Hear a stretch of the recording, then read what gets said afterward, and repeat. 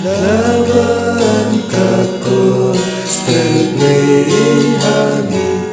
kajing sujai nakalani haka ame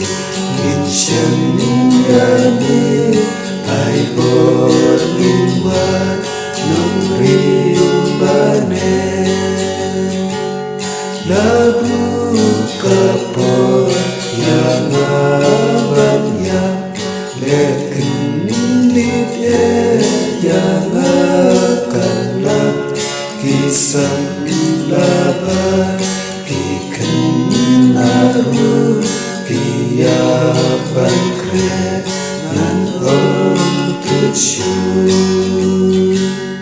dan sumaya ibor basa tuan sin kreyana tanggap kaji yaknan